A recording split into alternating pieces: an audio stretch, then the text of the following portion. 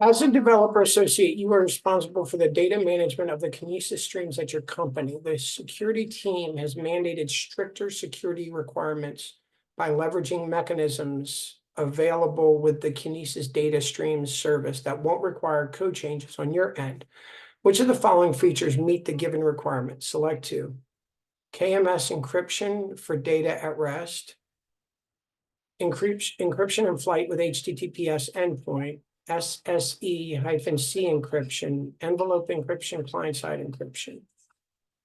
KMS encryption for data at rest, encryption flight with HTTPS endpoint. Okay. A retail company manages its IT infrastructure on AWS cloud via Beanstalk. The development team at the company is planning to deploy the next version with minimum application downtime and the ability to roll back quickly in case deployment goes wrong. As a developer associate, which of the following options would you recommend the development team?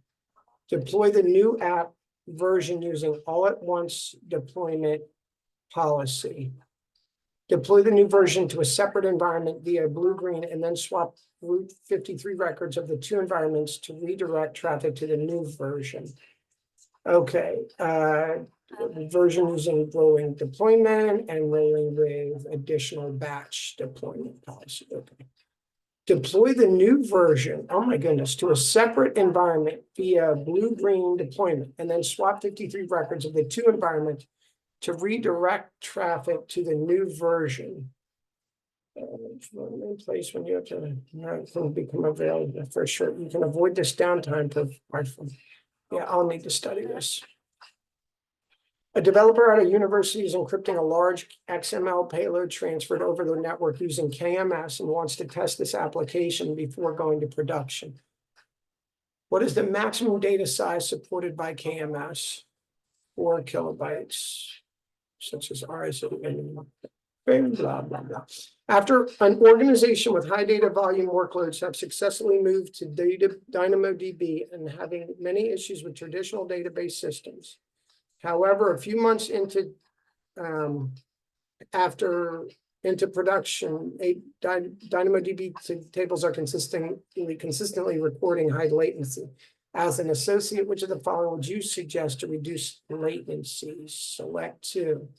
Increase the request timeout setting so the client gets enough time to complete the request by reducing retries on the system. Use DynamoDB Accelerator, DAX for business with heavy write-only workloads. Consider using global tables if your app is accessed by globally distributed users. Reduce connection pooling, which keeps the connections alive even when user requests aren't present, thereby blocking the services. Use eventually consistent reads in place of strongly consistent reads whenever possible. Consider using global tables if your application is accessed by globally distributed users. You can specify where you want the table to be available. This can significantly reduce latency. Use eventually consistent reads in place of strongly. Yeah, all right, that makes sense. I know that one.